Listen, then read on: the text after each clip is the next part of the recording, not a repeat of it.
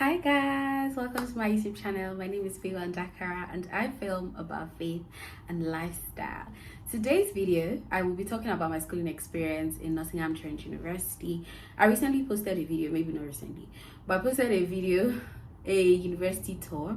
So if you want to know what NTU looks like, that video is for you, at least my campus. And if you are considering coming to Nottingham Trent University, then this video is for you because I will be talking about what schooling there is like. If you're a pharmacist or anything related and you're interested in doing your master's, I'm doing my master's in pharmacology.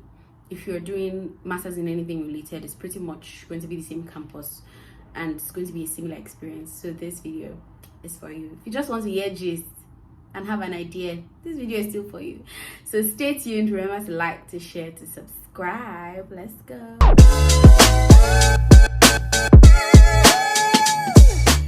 So the first thing I'm going to say is I think there is a good structure.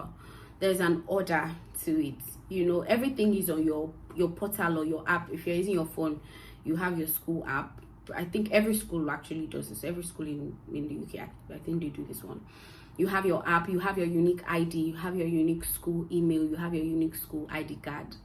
You have all those things that are unique to you, and then those give you access, you know, to wherever, to your portal. And there you find your notes. You find an overview of your course, the courses you're going to be doing first semester, second semester. You know your lecturers, you know who is the leader. You have your school email. That's how they communicate with you. That's how lecturers reach out to you, and they have their own email as well. Nobody gives you their personal number or personal email or anything. No, everything is usually school ID, school stuff, you know. And I really like it. So what I did was on my laptop, I downloaded the notes. I created folders for every course. I created folders for first semester, second semester, and then I created folders for all the courses I was doing. And then in those folders for the courses I was doing, I created folders for the lecturers because it just helps me have, you know, it just helps me structure it. Do you understand? And you upload it as the weeks go by, you know, so you can do that. And they don't just give you notes. First of all, the notes, it's not like they're giving you notes. It's really slides. And personally, to me, if you don't listen to what they say in class, I feel like the slides will not make sense. You need to know how one thing leads to another. And I mean, the topics are very vast. So you get to also know what they are, like what's on their mind when they are talking about those topics. So you know how to read. I don't know if that makes sense. Yeah, so I was talking about what they upload. So they don't just upload the notes. They usually upload YouTube videos, right? YouTube videos, and I think I upload that one. It's so intentional because they look for other videos that talk about, you know, there are many tutorial videos on YouTube anyway, and that's why I like YouTube. You can always learn something, anything you want to find out, just Google it.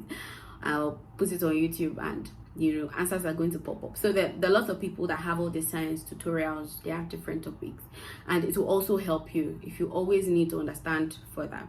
You can find videos on YouTube, and they attach videos, you know, to their what's the word, to their notes.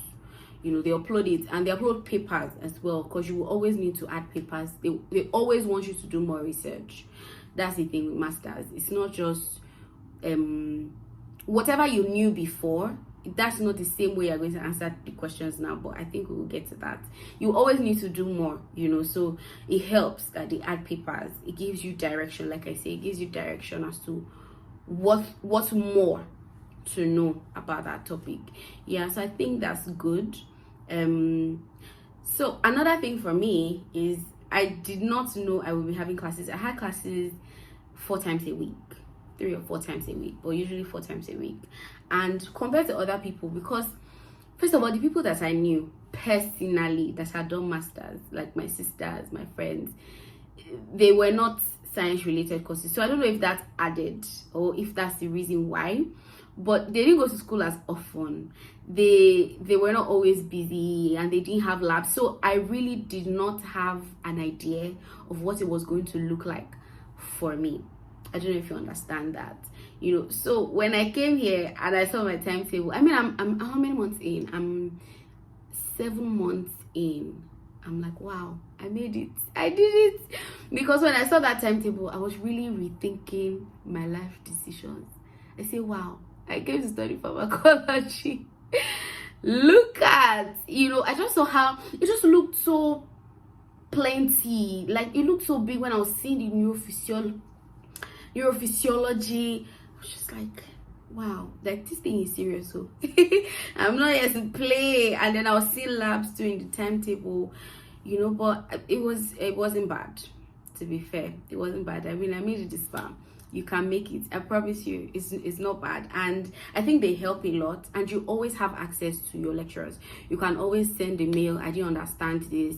I didn't get that. One thing they do in NTU, because I've asked people in other schools, and I've not heard anything like that. But for NTU, they record the lectures. So, and that helps me, because when I want to form notes, it's not what I hear in class that is good, because you're trying to write what's important and you're also trying to listen and follow, so it was kind of a struggle for me. So when I really want to read, what I do is go back to the videos. That was super helpful. Like, it helped my reading, because I cannot just remember everything from what I hear in class. I mean, you can sit down in class for 2 hours. Do you get? How do I grab all that I need to that would help me read and prepare for the exams or the assessments? Do you get? So it was super helpful. They record the class, and you can have access to it later on, and just remind yourself of what happened. And I didn't even know this until I asked somebody. I think there are many things you will miss out on if you I don't know, if you do solo. Personally, I feel like you would need to depend on people a lot more for masters, or at least I did, because I had many more questions to ask. Like compared to undergrad, you have to be careful. Sometimes you might even think a deadline is a particular date, and somebody that will tell you, no, that's not what they said, or you think, do you understand? Many things you will not be sure of, and you need to be sure. So I think having people, or not being afraid to ask questions, is a big deal for masters. But yeah, that's recording one. It was a lifesaver. I give them thumbs up for that one. Very important. There's something else I wanted to say next. Forms of assessment. Every course has 2 forms of assessment. So it's not like you just have biology and you've written an exam for biology, that's the end. No. Biology has 2 forms of every course you do has 2 forms of assessment that make up the total score, and you must pass the 2 of them. It's not like, oh, I get 20 in this one, I get 30 in this one, add it together, I cross over. You must pass the 2 of them individually. You must pass both of them, so, and I think it's good, to be honest. And I also like that it introduced new systems to me. First of all, I didn't know I was going to write exams. I wasn't sure, because like I said, the people I knew that did masters, they did not write exams. Okay, I know my brother-in-law, he did pharmacy as well, and he did his masters in pharmaceutical analysis or something like that. That's the only person I know that wrote exam. I know somebody that did pharmacology and drug discovery. That was her. Mine is just pharmacology.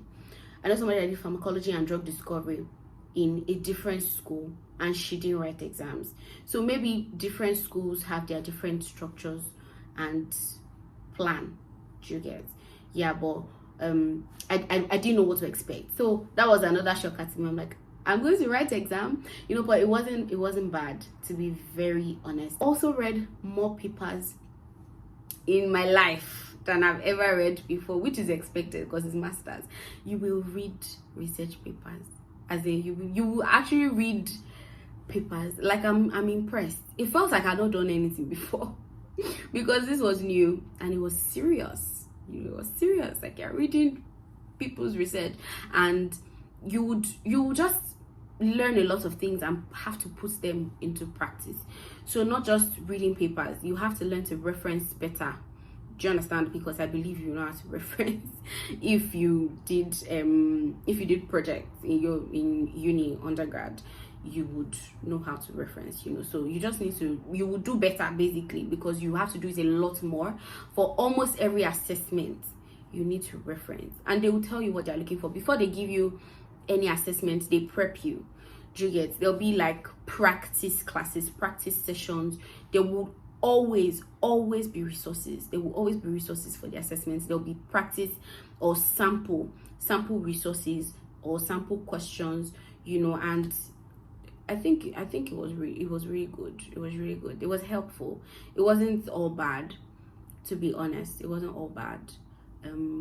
What else is interesting? We had different forms of assessments. There was abstract writing, there was paper critique, where they give you a research paper and you're supposed to critique it. It sounds easy, but it is not. It is not. You're supposed to critique it. We had different kinds of exams. We had open book exam, we had essay exam, we had multiple choice question exam, you know. So they were really broad. I learned to use more softwares I didn't even know existed before, you know. So you would really learn. I use spreadsheets more than I've ever used it before.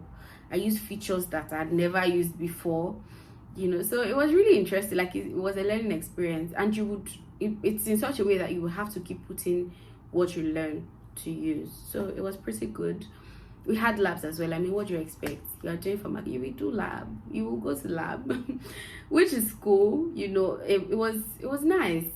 You just go in, you have your, I think I have a video of that as well. It featured for some seconds in the tour video. Yeah, so that's basically what we look like when we go to the lab. You pick up you check for your size of lab coat. So different forms of assessments, from paper critique, we had abstract writing, even for exams we had open book exam, we had multiple choice exam. So we had essay exam. So it was really just like different things, different forms of assessments. Interesting, you know. And I like, because it was just interesting that it was not the same thing, you know, all the time. And yeah, it was good, Sha. It was good. And before every assessment they prep you. If you need any help, you can schedule sessions, and if you fail, you get to redo it. So it's not the end of the world. Do you understand? Just relax a little. No pressure. There's pressure, but like, just relax. You know, if you fail, you have the opportunity to take that assessment again, you know, with better help. Do you understand? So it's just learning and asking for help and doing better next time, really, because it will stretch you a lot. And then we had labs where, you know, they were okay. I don't know if I was particularly excited. I think most of the time, maybe because I didn't prepare beforehand, like read up what we're supposed to do, but it has to make sense to you for it to actually make sense. You have to understand what you're doing, or at least go back and think of, okay, why did we add this one after this one? Why did we add this one after this one? To be honest, because it will help you when you're doing your project as well. It will just help you get used to what a lab protocol is like and what you're supposed to achieve using that. And also ask questions. Some things will stick because sometimes what you learn in class is what you do in the lab is an extension of what you have just learned. So they are supposed to go together and they're supposed to make sense. So it will help you remember, and to help it make sense to you. The lab will help the class make sense to you. The class will help the lab make sense to you. So it helps. Yeah, talking about help and resources, like I said, if you don't ask, there are many things you won't know. I didn't know that you could get laptops from school. So number one, there are people that get laptops for a year. Like the school can loan you, because you can't do masters without a laptop. You will need it. You need it for assignments, you need it for assessments, you need to submit, you need it to store your notes. Because when I came, I even thought I could print. Like, oh no, I'm a hard copy girl. Maybe you'll be different, but it was very useless. I shouldn't have wasted, but there was no point, because how many things will you print? And what you are even reading in the handout, or in the slides, is not the bulk of the work. The notes you are going to form is the bulk of the work. So that is where you should focus your energy, in research and putting your notes together. I'm the kind of person that has to write, so I have to form my own notes. If I'm going to learn something, I need to first write it. It has to go through my hand before it goes into my head. When it comes to academic reading, most of the time, you know. So that's me. At the end of the day, you just have to find what works for you. And then reading with people too. The library. Okay, I was talking about laptops. Let me not jump. You can loan laptops, yes. So there's, I don't know how they go about it, but I know somebody that was able to get. You can always ask questions. There's plenty of people available for you to ask. And then you can also loan laptops for a limited period of time, like for 4 hours, 5 hours. This one you can do by going to the library. Is available, you know. So there are times where, if you check that video, the tour video, I will always refer to it, not always, but like when I need to, you will see that there are many places that you can, there aside the library, there are many places that you can actually study and read, because the library is usually has a lot of people most of the time. So I prefer going to places that people are not plenty. Do you get? And there are lots of places like that in different buildings, and there are places that are just lounges that you can stay. So if there are no laptops there for formal reading, if you rent a laptop in school, you can use it to read, because I wouldn't want to be coming to school every time because I want to read and be carrying my laptop every time, you know. So if there's something you have to do in school, all you need to do is be saving your work to your OneDrive, so that whenever you log in elsewhere, whenever you go to school and you log in, you can have access to it. So it's pretty cool. And then the library as well, like I said before, asking questions, I didn't know that you could rent a room, and it's one of my favorite things about the library. You can rent a space, not rent, what am I saying, rent, you can, is it rent, you can book, yes, you can book a space, because it's free, but it's hot cake. So you always have to book like early, you know, and yeah, book as early as possible, so that it will not be fully booked. Yeah. So, and you can go there and study. There are screens as well, like if you just want to have group studies, or you want to just read in isolation, just me and my books, yeah, that's good, you can, you know. And someone asked if schooling in the UK was difficult. I don't think it is. I honestly don't think it is. I've just mentioned what it was like. And okay, classes are interactive. I did not think that we were going to be so plenty in my class. I don't know what I expected. So two things: I did not know that we're going to be so plenty in the class, and the second thing is, I mean, maybe we were going to be having classes in different places, but I did not picture it was going to be so much. You can have 5 classes in a day, and you have the first one in lecture A, and then the next one is lecture F, the next one is lecture Z, then the next one is back to lecture A, you know. So it's like that was the one that actually used to annoy me, because the school is big. It can be anywhere. I mean, it's not that bad, but yes, I didn't expect that one. I don't know what I expected, but I didn't expect that one. And then I did not expect us to be so plenty. The thing is that it's not just a pharmacology class. Pharmacology, neuropharmacology, I think biomed. A couple of us are doing similar courses. We're cousins. Similar courses. You know, we have lectures together. So first semester we did 3 courses and English. Second semester we did 3 courses as well. Yeah, 3 courses as well. So let's say like 5 of us, what we are studying, we might have 2 courses in common. So most of the time the class is filled up, like we're over 100, over. I just don't know the number, and I don't want to exaggerate, but at least 100, 100 were plenty. I don't know why. We're plenty. So it was so surprising for me when my friend doing journalism in NTU, she said they are just 8 in their class. I couldn't believe it. I don't know what it feels like to be in a class of 8, but yeah, I don't know if I would have preferred that. I don't know, but I just didn't think we were going to be so plenty for some reason. Yes, so I don't think it's difficult. I don't think schooling is difficult. I think there are lots of things that make it easy for you.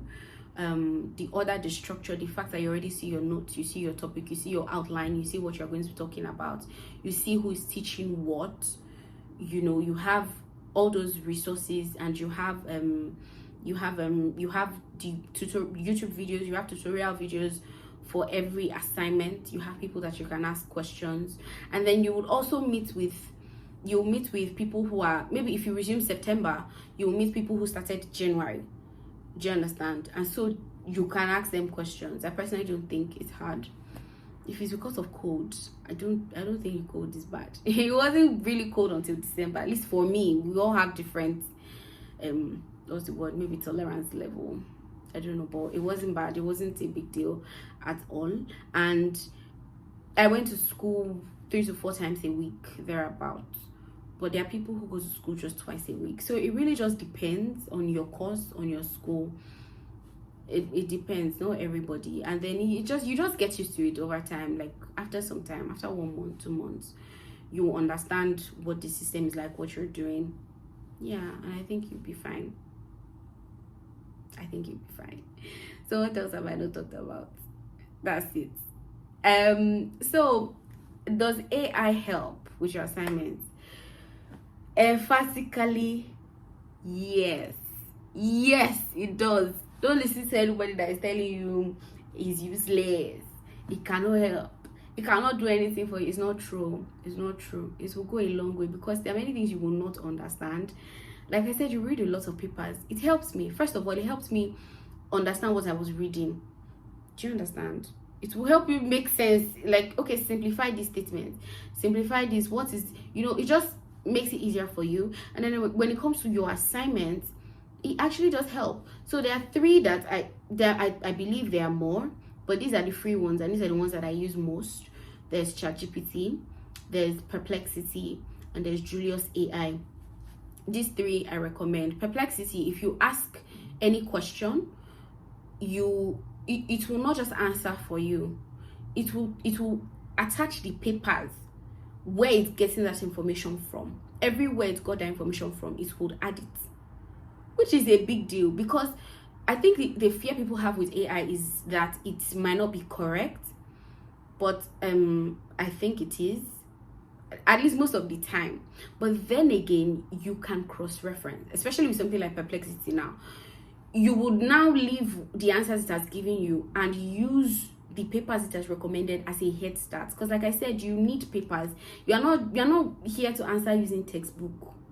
I mean, those will help, those are correct, but you must build on it. And so something like, if maybe they say medications used in cancer, let me give a random example, or they say how do antibiotics treat cancer, or something like that.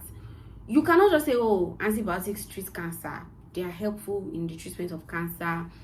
Antibiotics like kinikon help cancer. That, and sometimes that's the kind of answer ChatGPT will give you, and that's why you need to know how to also ask in order to be able to get the right answer, because you cannot give that kind of answer on the master's level. You have to explain, how do antibiotics, what's the correlation, what examples of antibiotics, and then you now use research papers in so yeah, this antibiotic was used, it was tested, and this was the result. 250 people recovered, 100 people had side effects. Do you get? So you have to answer, and those are the things that they are looking for when you're answering on the master's level. You cannot just say, oh, antibiotics are great, they are used in the treatment of cancer, they are helpful, they are good. Because it's not just, another thing is, you would think is they want long answers, long notes.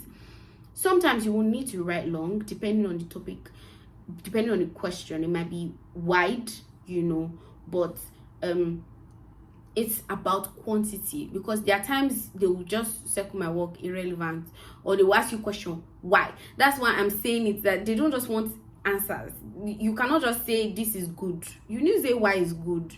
You need to say why. What does it do? What makes it good? What makes it helpful? What is inside this thing that makes it able to treat this illness? So you have to be specific. That's the thing. So if you are going to have AI answer a question for you to help you, you have to be very specific in your asking. Sometimes I say answer like a master student. Sometimes I say answer with references. Sometimes sometimes I say give specific examples. You have to ask that. Sometimes you can also ask questions on ChatGPT and it will give you, like if you say add references, sometimes it will give you. But Julius AI, almost every time it will give you. The thing with Julius AI is you can also upload stuff. If you don't understand what you're saying, you can upload a graph, you can upload a PDF and say, explain what this is, help it make sense to me, tell me what they are saying. Do you understand? And that goes a very, very long way in helping you with your assignments, because it helps you think. At the end of the day, you still have to research and have to make sure that these things you're saying are correct. It has to also make sense to you. So it's not like they will just say it and you just carry the assignments, put it, anything ChatGPT says, you go and submit it. No, because they can be wrong. I feel like whatever you ask, they will have an answer for you, and that's a problem. Because they will not tell you, oh, you are wrong. They've never said, you are wrong. No matter what you ask, they will have a defense or they will have an answer for you. So that's where you need to check that. But like I said about using papers and research materials, they go a long way in helping. After all, your assignment is research. Your assignment is research, is information. So you have to get information. The information has to make sense. The information has to be correct. The information has to be recent, or as recent as possible. Not that you want to prove something and you're going to 1944. What happened in recent times? Do you understand? How have these things evolved? But yeah, I think it goes a long way in helping, and asking people as well, goes a long way to help. But they are also big on plagiarism. Like so you also have to be very careful. I don't think the problem is even with AI. Don't lift without referencing. That's one. And the second thing is collusion. That's plagiarizing your colleague's work, two people writing the same thing. And so if people are hesitant to tell you what they are doing in the masters that you are doing, don't blame them, because nobody likes wahala, nobody wants problem. They will check it and they will know. Do you get in fact, from the moment you upload it, I think the system is in such a way that, first of all, you can even check your plagiarism score before you submit an assignment.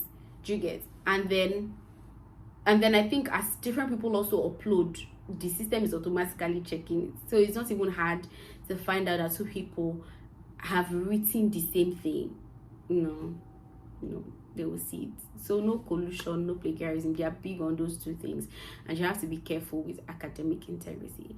But anyway, I hope this video helped. Let me know any more questions you have, and I will answer as best as I can.